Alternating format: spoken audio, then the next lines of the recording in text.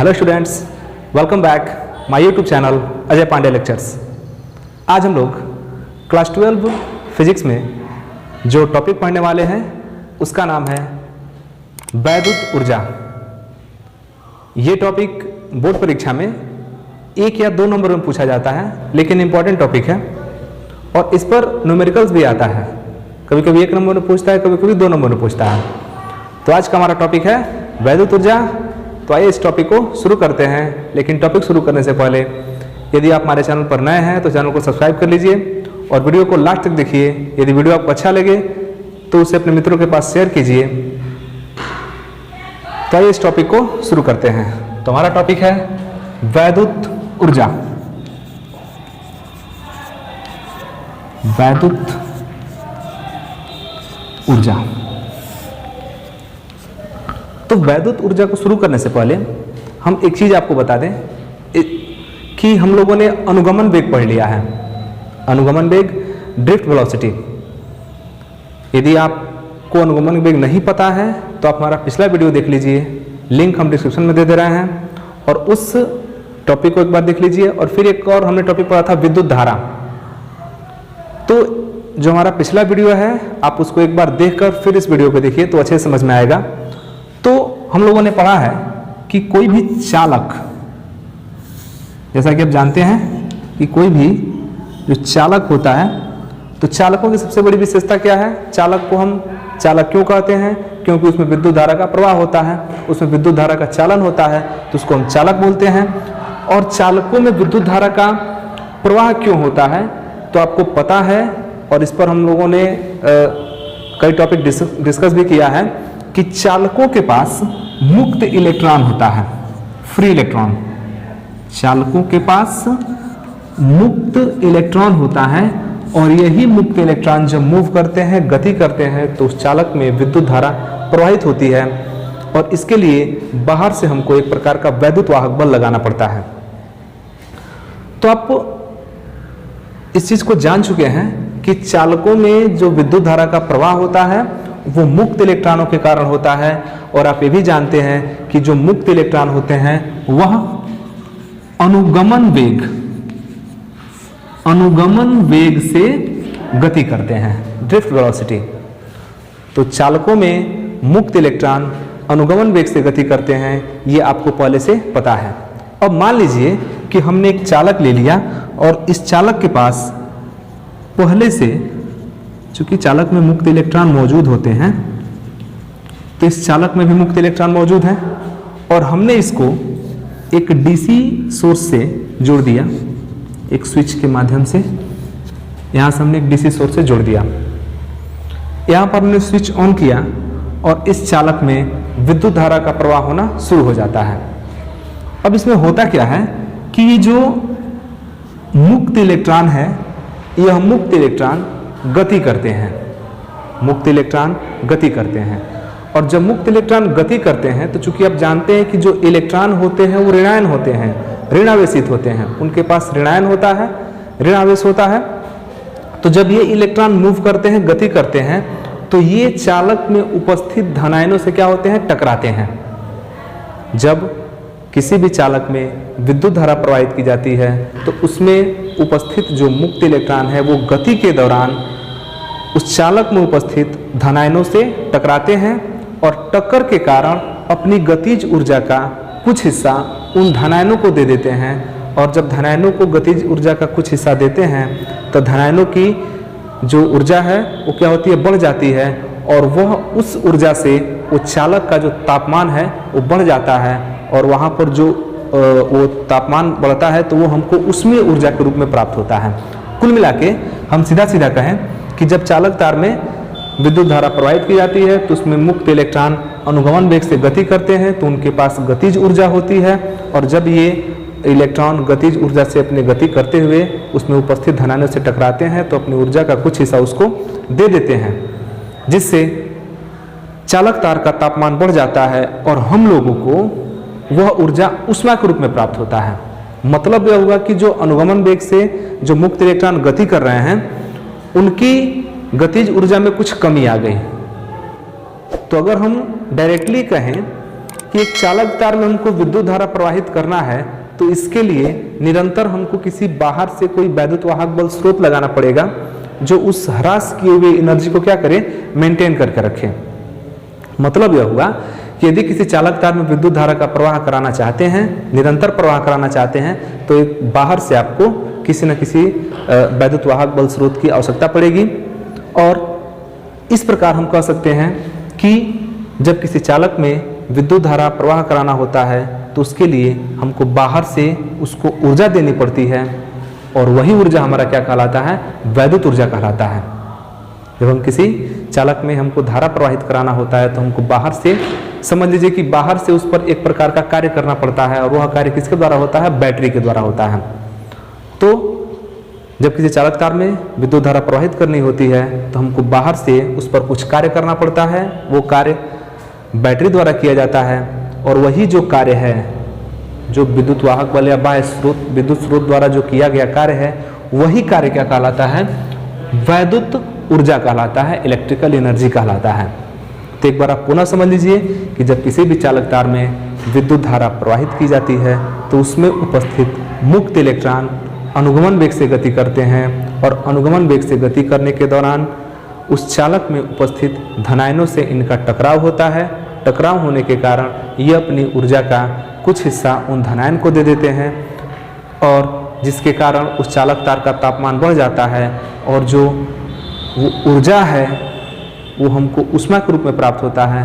तो कुल मिला के यहाँ पर अगर हम कहें कि चालक में निरंतर धारा का प्रवाह बनाए रखना है तो हमको बाहर से कुछ ना कुछ कार्य करना पड़ता है, और वही कार्य हमारा क्या कहलाता है, वैद्युत ऊर्जा कहलाता है। तो हम मान लेते हैं कि एक चालक तार है, और इस चालक तार पर हमने V विभव आरोपित किया है। हमने मान लिया कि हम इस चालक तार पर V विभव आरोपित कर रहे हैं, जिसके कारण मुक्त इलेक्ट्रॉन यहाँ से एक सिरे से दूसरे सिरे तक जा रहे हैं। हमने माना कि हम इस चालक पर V विभव आरोपित किए, V विभवांतर आरोपित किए, जिसके कारण मुक्त इलेक्ट्रॉन एक सिरे से दूसरे सिरे तक मूव कर रहे हैं। और आप जानते हैं कि जब मुक्त इलेक्ट्रॉन एक सिरे से दूसरे सिरे तक जाता है तो वह आवेश को लेके जाएगा, और जब आवेश गति करेगा तभी विद्युत धारा बहेगी। तो हम मान लेते हैं कि जब हमने V विभवांतर उत्पन्न कराया यहाँ पर, तो यहाँ पर Q आवेश मूव किया। मैंने कुल मिला के आप सीधे सीधे कह सकते हैं कि हमने क्या किया कि एक चालक तार लिया, उस चालक तार को DC सोर्स से V विभवांतर उत्पन्न कराया, जिससे Q आवेश स्थानांतरित हुआ। तो Q आवेश को स्थानांतरित करने के लिए जो किया गया कार्य होगा, वह कार्य किससे होगा, वो इस बैटरी, इस सेल के द्वारा होगा, और वही हमारा क्या होगा, विद्युत ऊर्जा होगा। तो एक बहुत ही छोटा डेफिनेशन हम बना सकते हैं विद्युत ऊर्जा के लिए कि किसी भी चालक तार में विद्युत धारा को प्रवाहित करने के लिए जितनी आवश्यक ऊर्जा होती है, उसी ऊर्जा को हम क्या बोलते हैं, वैद्युत ऊर्जा बोलते हैं। और यह आवश्यक ऊर्जा के लिए क्या करना पड़ता है, हमको बाह्य स्रोत से कार्य करना पड़ता है। मतलब कि किया गया कार्य ही हमको किस रूप में प्राप्त होता है, विद्युत ऊर्जा के रूप में प्राप्त होता है। तो यदि हम मान लेते हैं कि V वोल्ट के विभवांतर पर, ध्यान से सुनिएगा, हम मान लेते हैं कि V वोल्ट के विभवांतर पर अगर Q आवेश स्थानांतरित होते हैं तो उस स्थिति में जो किया गया कार्य होगा W, वो होता है V इंटू Q। आप एक बार पुनः समझ लीजिए कि V वोल्ट के विभवांतर पर यदि Q आवेश को एक सिरे से दूसरे सिरे तक ट्रांसफर होने में जो हमारा किया गया कार्य है, वो अगर W है तो W इक्वल टू होता है V इंटू Q, और यही W जो किया गया कार्य है, यही विद्युत ऊर्जा के रूप में प्राप्त होता है। तो हम कह सकते हैं कि W equal to E equal to V into Q, मतलब कि जो वैद्युत ऊर्जा है उसका फार्मूला क्या हो जाता है, V इंटू Q। और आप पहले से जानते हैं कि कार्य करने की क्षमता को हम क्या बोलते हैं, ऊर्जा बोलते हैं। मतलब कि जो किया गया कार्य है वही हमारा क्या है, ऊर्जा है। तो यहाँ पर विद्युत धारा के प्रवाह को बनाए रखने के लिए हमको जितना कार्य करना पड़ता है वही हमारा क्या होता है, विद्युत ऊर्जा हो जाता है। अब चाहे W से आप दिखाएं या E से दिखाएं, कोई दिक्कत नहीं है। तो W equal to V into Q, या कह सकते हैं कि E equal to V into Q। अब मान लेते हैं, तो देखिए एक फार्मूला तो आपका यहाँ पर तैयार हो गया, E equal to V into Q. अब हम मान लेते हैं कि यहाँ से, अब मान लीजिए आवेश तो स्थानांतरित हो रहा है, तो आवेश स्थानांतरित हो रहा है तो निश्चित रूप से यहाँ पर विद्युत धारा का प्रवाह होगा। तो यदि हम मान लें कि यदि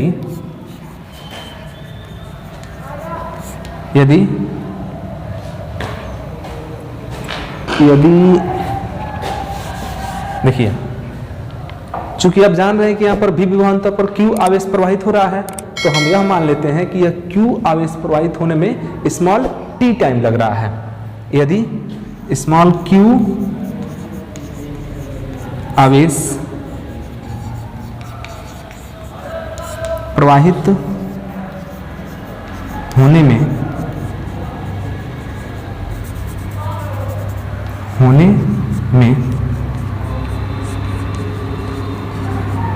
लगा समय t हो तो ध्यान दीजिएगा, हम यह मान ले रहे हैं कि यहाँ से Q आवेश को A से B तक स्थानांतरित होने में t समय लग रहा है, लगा समय t हो, और इस दौरान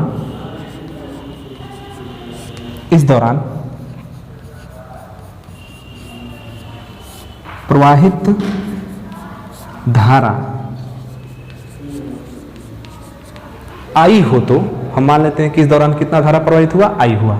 एक बार पुनः समझ लीजिए कि देखिए हमने लिखा तो नहीं है, लेकिन हम बार बार इस चीज को बोल रहे हैं कि माना एक चालक तार को डीसी सोर्स से जोड़ा गया है और जोड़कर इस पर V वोल्ट का विभवांतर उत्पन्न कराया गया।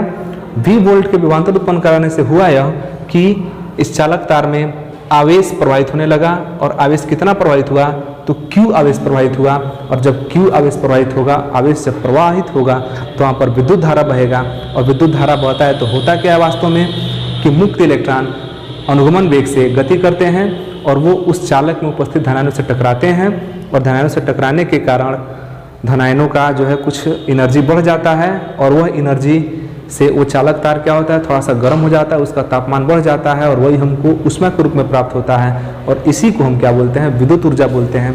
या सीधे सीधे आप छोटे से लैंग्वेज में, छोटे से डेफिनेशन में कहें कि विद्युत ऊर्जा क्या है, तो कहेंगे किसी भी चालक में विद्युत धारा को प्रवाहित करने के लिए आपको बाहर से जितना भी कार्य करना पड़ता है बैटरी के द्वारा, विद्युत वाहक बल स्रोत के द्वारा, तो उसके द्वारा जो व्यय ऊर्जा होती है वही क्या होती है, विद्युत ऊर्जा होती है, और वही व्यय विद्युत ऊर्जा हमको प्राप्त भी होता है।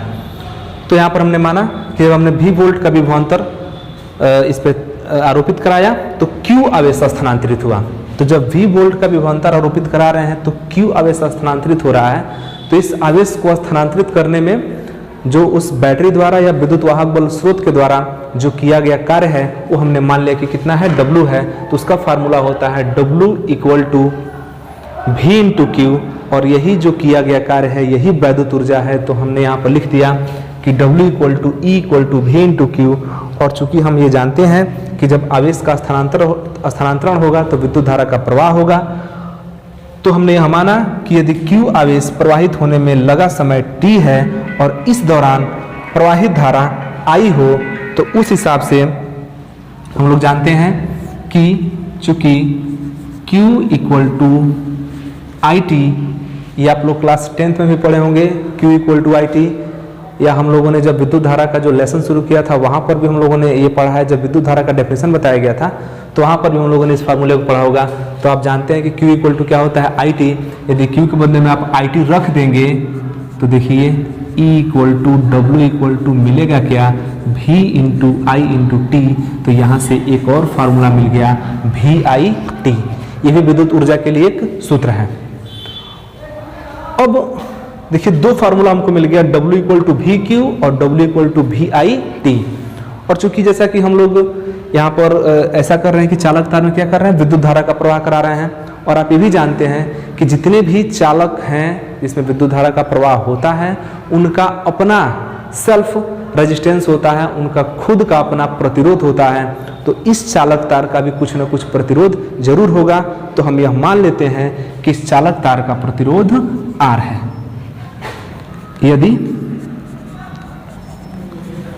चालक का प्रतिरोध R हो तो मान लीजिए कि जब चालक तार है तो कुछ ना कुछ इसका प्रतिरोध होगा, तो हम यह मान लेते हैं कि इसका प्रतिरोध कितना है, R है। और यदि इसका प्रतिरोध R है तो ओम के नियमानुसार, तो ओम के नियम से V इक्वल टू होता है IR।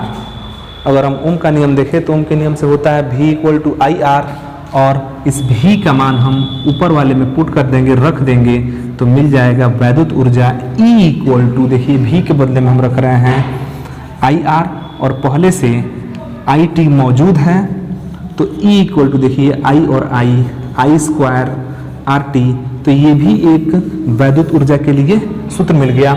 आप इतने का एक बार स्क्रीनशॉट ले लीजिए क्योंकि हम इसको मिटा रहे हैं।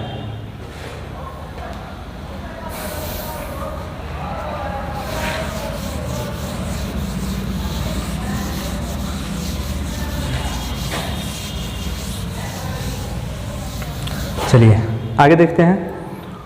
और जैसा कि आप जानते हैं कि यहां पर I स्क्वायर RT, चूंकि यहां पर हम देखें कि पुनः ओम के नियम से अगर हम R का मान निकालें तो ये फार्मूला होता है V बाई I, या चूंकि आप जानते हैं कि ओम का नियम होता है V इक्वल टू IR, तो हम अगर चाहें कि यहाँ पर I का मान निकालें तो I का मान निकलता है V बाई R। पुनः ओम का नियम क्या हमने जाना कि V इक्वल टू IR, और यहाँ से अगर I का मान निकालेंगे तो V बाई R मिलेगा, और फिर इस I का मान आप यहाँ पर रखेंगे तो एक और हमको फार्मूला प्राप्त होगा, और I स्क्वायर मतलब कि V बाई R का स्क्वायर, क्योंकि हम I के बदले में क्या रख रहे हैं, V बाई R रख रहे हैं, और यहाँ पर RT पहले से मौजूद है, तो E इक्वल टू हो जाएगा V square by R square into R into T, एक R से एक R कट गया, और यहाँ पर हमको जो E का फार्मूला मिला वो मिला V square by R into T। तो ये मिला हमको एक और फार्मूला विद्युत ऊर्जा के लिए। आप इसका भी एक बार स्क्रीनशॉट ले लीजिए।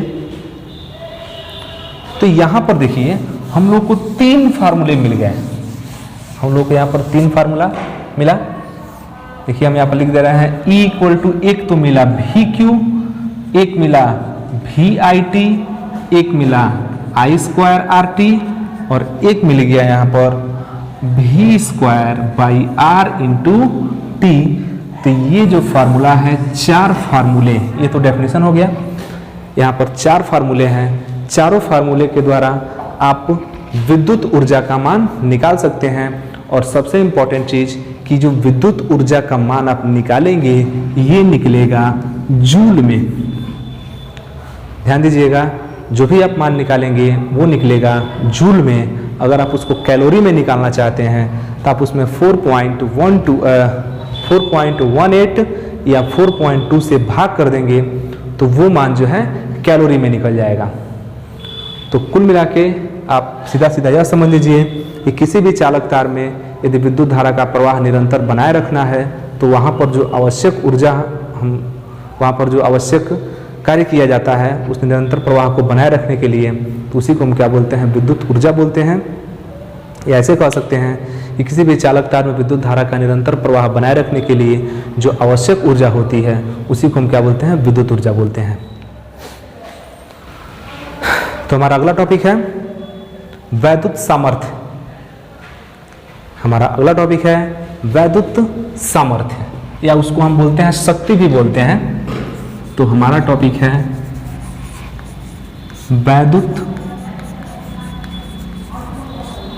सामर्थ्य, या इसको हम लोग शक्ति भी बोलते हैं या केवल सामर्थ्य बोल सकते हैं। तो हमारा जो अगला टॉपिक है वो है सामर्थ्य।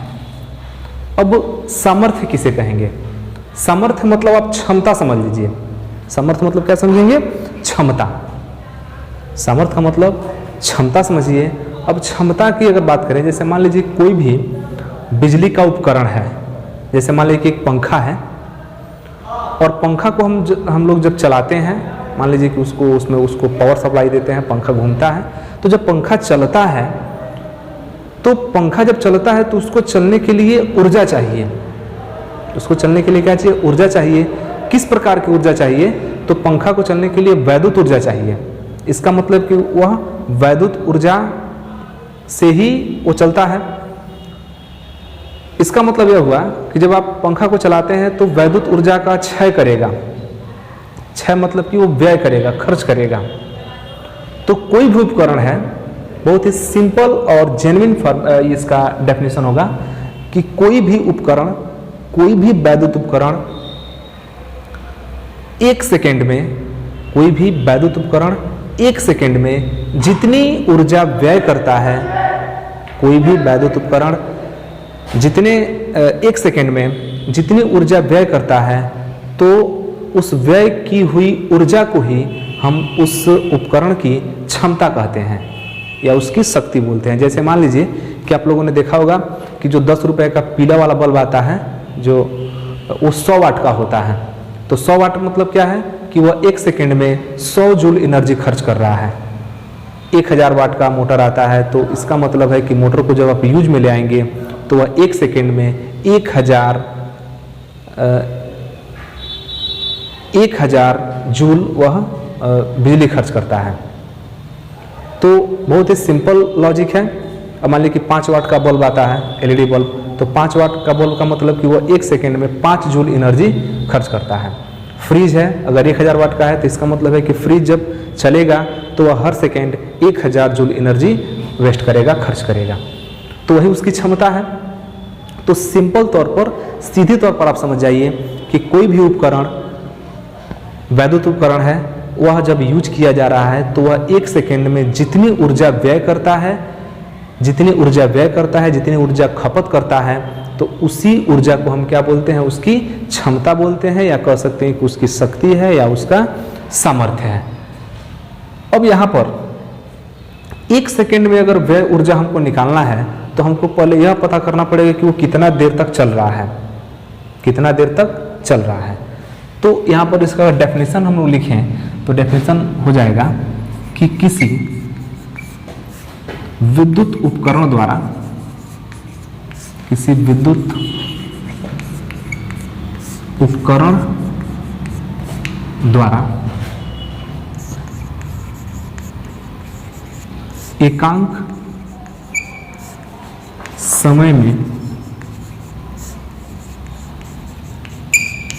व्यय ऊर्जा उसकी सामर्थ्य कहलाता है। कोई भी विद्युत उपकरण एकांक समय में जितना विद्युत ऊर्जा व्यय करता है उसी को हम क्या बोलते हैं? उसकी सामर्थ्य बोलते हैं। और हम लोग जानते हैं कि जो विद्युत ऊर्जा है वह वास्तव में कार्य के बराबर, जो ऊर्जा है वास्तव में किसके बराबर होता है? कार्य के बराबर होता है। तो हम यहाँ पर मान लेते हैं और देखिए इसको P से दिखाया जाता है, इसे P से प्रदर्शित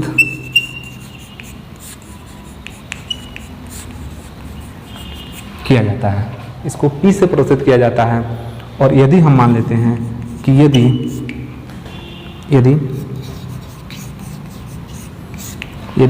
किसी विद्युत उपकरण द्वारा T समय में E विद्युत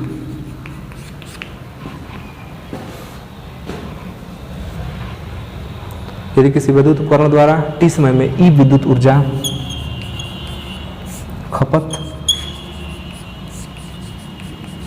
किया जाता है, तो अब हम लोगों ने यह माना कि कोई विद्युत उपकरण है और वह स्मॉल t सेकेंड में E एनर्जी व्यय करता है, खपत करता है। तो अगर अब यहाँ पर हम t समय का जब हमको पता है कि t सेकेंड में ई विद्युत ऊर्जा खर्च कर रहा है, तो अगर एकांक समय का निकालना होगा तो हम टी से क्या कर देंगे, भाग कर देंगे। तो सामर्थ्य P इक्वल टू हो जाता है E बाई टी। इसको आप W बाई टी भी लिख सकते हैं, कोई दिक्कत नहीं है। W मतलब जो किया गया कार्य है वही तो ऊर्जा के रूप में होता है, और बड़ी सिंपल यहाँ पर फार्मूला हो जाता है P इक्वल टू, और E आप जानते हैं कि E तो VQ है, VQ बाई टी। तो यहाँ पर सामर्थ्य का सूत्र मिल जाता है VQ बाई टी। अब एक बार पुनः देख लीजिए कि किसी विद्युत उपकरण द्वारा एकांक समय में व्यय विद्युत ऊर्जा, ये ऊर्जा जो है विद्युत ऊर्जा है, उसकी क्या कहलाता है, सामर्थ्य कहलाता है। और इसे हम P से प्रदर्शित करते हैं। यदि किसी विद्युत उपकरण द्वारा T समय में E विद्युत ऊर्जा मतलब E ऊर्जा खपत किया जा रहा है, तो एकांक समय में कितना ऊर्जा खपत करेगा, तो E बाई टी करेगा। E बाई टी को हम W बाई टी भी लिख सकते हैं, क्योंकि E और W दोनों क्या है, बराबर है।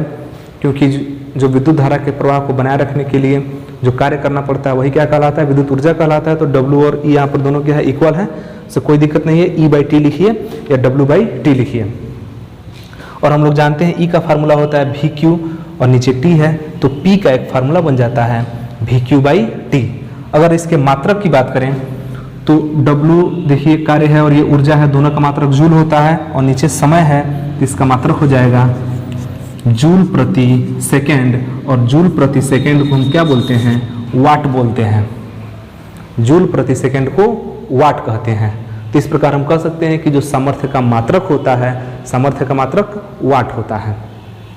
तो आप इसका एक बार स्क्रीनशॉट लीजिए। कुछ नए फार्मूले हम इसमें आगे बता दे रहे हैं।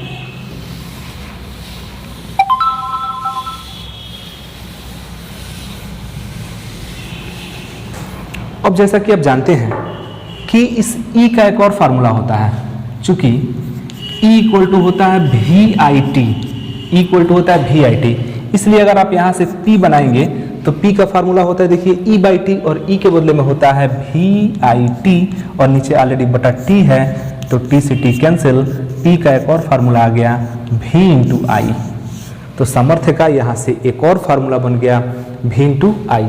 आप एक और फार्मूला जानते हैं कि चूंकि E equal to I square R T, it implies that, फिर से यहाँ पर P का एक फार्मूला बनेगा P इक्वल टू होता है E बाई टी।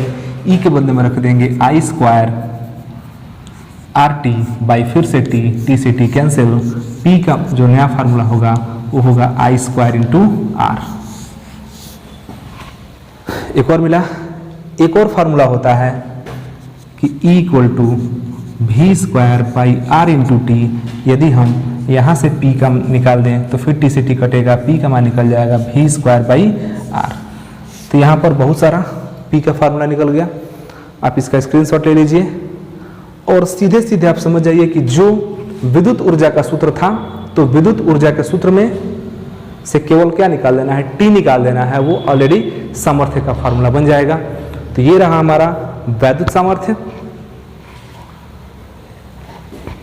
अब यहाँ पर एक चीज हम और जोड़ना चाहेंगे, आप जो है इसका स्क्रीनशॉट ले लीजिए। एक चीज और हम यहाँ पर जोड़ दें